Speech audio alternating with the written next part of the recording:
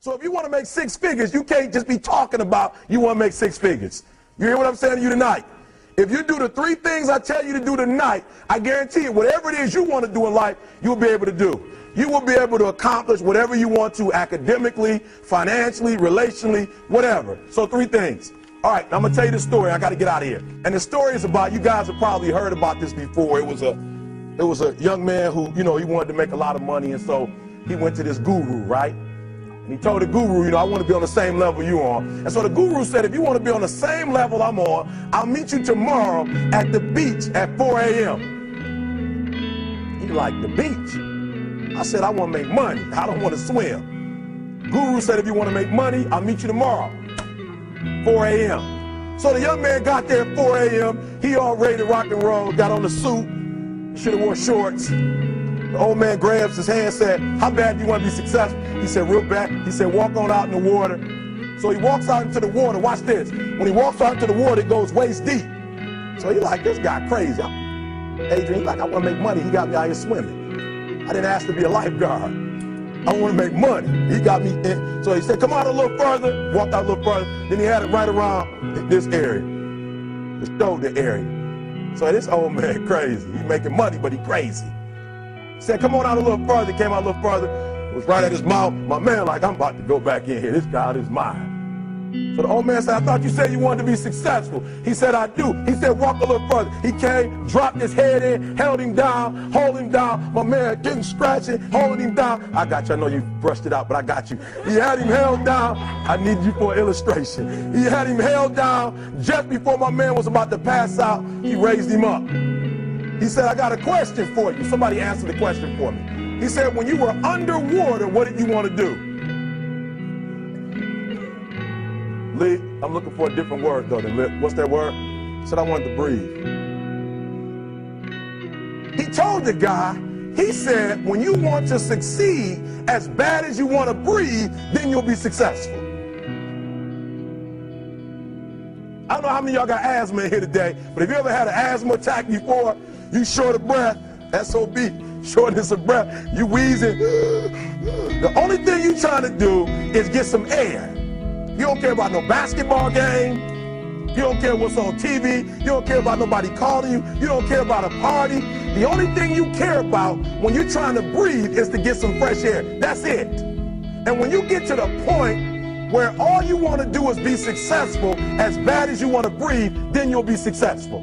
And I'm here to tell you, number one, that most of you say you want to be successful, but you don't want it bad. You just kind of want it. You don't want it badder than you want to party. You don't want it as much as you want to be cool. Most of you don't want success as much as you want to sleep. Some of you love sleep more than you love success. And I'm here to tell you today, if you're going to be successful, you've got to be willing to give up sleep. You got to be willing to work off for 3 hours of sleep, 2 hours. If you really want to be successful, some days you're going to have to stay up 3 days in a row. Because if you go to sleep, you might miss the opportunity to be successful. That's how bad you got to want it. You got to go days without, listen to me, you got to want to be successful so bad that you forget to eat. Beyonce said once she was on the set doing her thing, 3 days had gone by, she forgot she didn't eat. Because she was engaged. I'll never forget when 50 Cent was doing his movie, I did a little research on 50, and 50 said that when he wasn't doing the movie, he was doing the soundtrack. And they said, when do you sleep, 50? Sleep, he said, sleep. Sleep is for those people who are broke. I don't sleep. He said, I got an opportunity to make a dream become a reality. Football players, how many football players? Got anybody like football in here? Raise your hand. Anybody like football? Emmitt Smith. I used to be a Cowboy fan. Before they did my boy Tom Landry wrong, I used to be a Cowboy fan. And watch this, there was a commercial. Emmitt Smith had won his first Super Bowl, and he had this commercial when he was lifting weights. I don't know if you saw the commercial when he was lifting, and Emmitt said, you know what? I won the Super Bowl, so I can rest now. He was doing his bench press. So he said, I won the Super Bowl, so I can rest now. So he throws up about 325, boom. And he rests for about 2 seconds. And he boom, boom, boom. Did you see that? He'd already won a Super Bowl. He said, I think I'm going to take a rest. And he rests for how long? 1 second. Most of you won't be successful because when you're studying and you get tired, you quit. And I'm here to tell you today, if you got somebody came to my office the other day crying. I said, look, don't cry to give up. Cry to keep going. Don't cry to quit. You already in pain. You already hurt. Get a reward from it. Don't go to sleep until you succeed. Listen to me. I'm here to tell you today that you can come here, you can jump up, you can do flips, you can be excited when we give away money. But listen to me, you'll never be successful until I don't have to give you a dime to do what you do.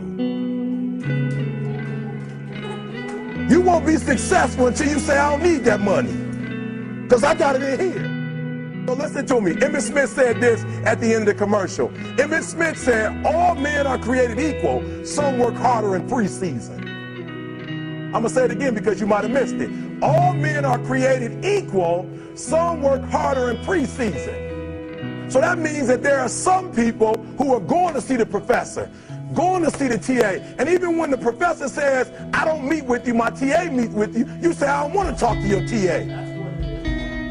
I don't pay the TA. I pay you to teach me. So you're going to have to find some time to meet me. If I got to meet you at the mall, if I got to meet you at your house, you are going to see me. Listen to me. All men are created equal. Some work hard in preseason. When I went to college, guys were way smarter than me. 4.0s, 3.0s. They went to the Ivy League high schools, came to Oakwood from these great high schools. Most of them are not doing what I'm doing. Why? Because it's not about where you come from. It's about heart. You come to a place where, being smart ain't enough.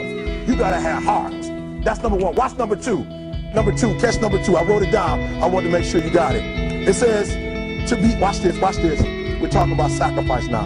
The important thing is this. You're right while I'm saying it, because I only have about 3 more minutes. Listen to me. The most important thing is this. To be able at any moment to sacrifice what you are for what you will become. That's the number 2 thing. You got to catch that one. To be able to, listen to me, at any moment. Some of you can make sacrifices when Monday Night Football is not on. You can make a sacrifice. But when the game come on, for some reason, you just attached to it. For some of you, when your favorite show come on, you can make sacrifices on Sunday when ain't nothing going on. But when your favorite show comes on Monday, bam, some of you focus until the phone ring, and then you like, I gotta answer it. If I don't answer the phone, I'm gonna die. I'm saying to you today that there are some of you, if you give up your cell phone, you would be successful. But your cell phone is more important to you than your success. I'm gonna say it again. I'm gonna hurt somebody.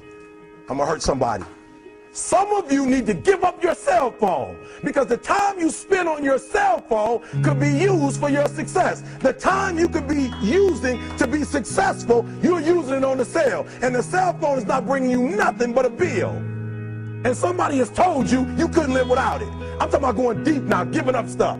Watch what it says. To be able at any moment to sacrifice what we are for what we could be. I don't do well in math. You're right. You ain't never studied. I'm not good in writing because you have never written before.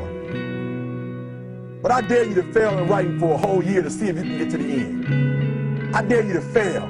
I dare you to take that same class over and over again. I dare you to stop dropping classes like you soft. Always want to give up. I'm dropping. Why are you dropping?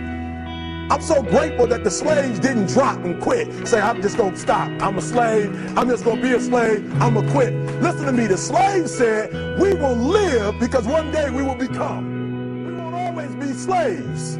So today, although we're slaves, we're going to act like we're free, and one day our children will be free. If the slaves would have just said, we quit, we give up, we would have died in the Middle Passage. But some slaves said, I don't care what we go through, we're going to survive this. 400 years of slavery, we're going to get through this. And you can't get through it 1825.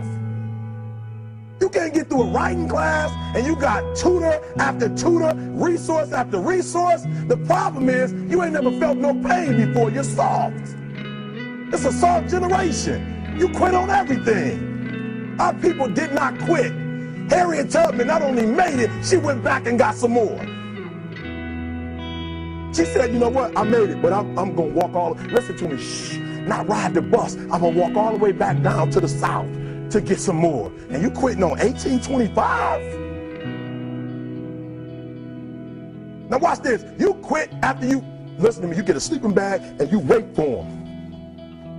You wait for the first WRA instructor to come in and you come out to your sleeping bag, I need help. You quit after you do that. You quit after you had, listen to me, a WRA party.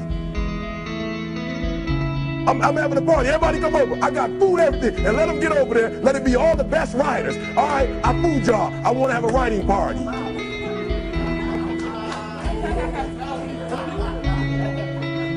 I'm serious. You quit and you ain't even tried yet. Last one. I'm sorry. Last one. Listen to me. Pain is temporary. It may last for a minute or an hour or a day or even a year. But eventually it will subside and something else will take its place.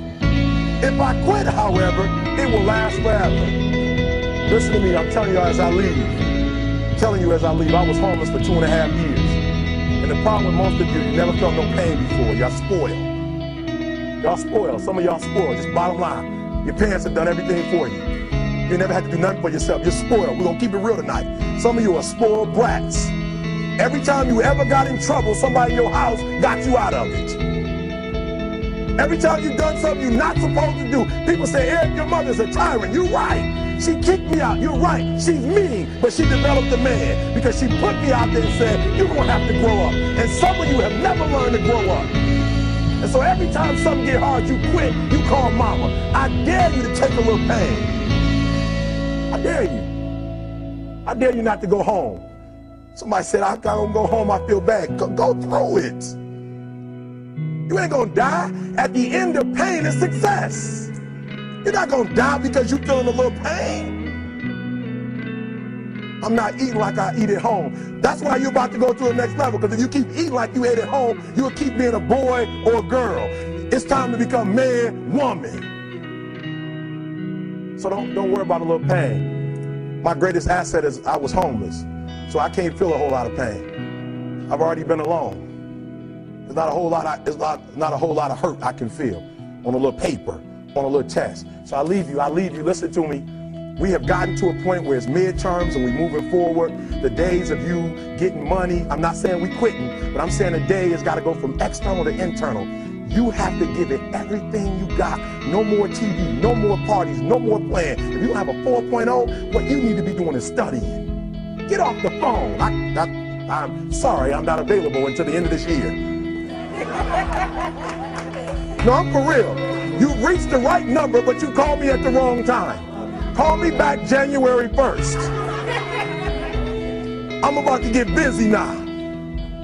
Huh? I want you to have a countdown of your own and say when the countdown is over, with the real, watch me, because when I was homeless, I knew something was wrong. I knew that wasn't the best of me. And one day I said, will the real Eric Thomas please stand up? Will the real Eric Thomas please stand up? Stop being this high school dropout. Stop giving up. Stop sleeping on the street. Stop walking up and down Fecal Avenue like you ain't got nothing, and get your GED. Stop being afraid to take a test. Stop being afraid to go to college because your daddy didn't go and your mama didn't go. Stop being afraid and be the best Eric Thomas you can be. But listen to me, it's going to be hard. It took me 12 years to get a 4-year degree, but I got it. And guess what? On a degree, it don't have dates. So if it took you 4 and it took me 12, it don't show up nowhere. But I'm exactly where I wanted to be because I realized I got to commit my very being to this thing. I gotta breathe it, I gotta eat it, I gotta sleep it. And until you get there, you'll never be successful in life. But once you get there, I guarantee you, the world is yours. So work hard and you can have whatever it is you want. Thank you guys for your time.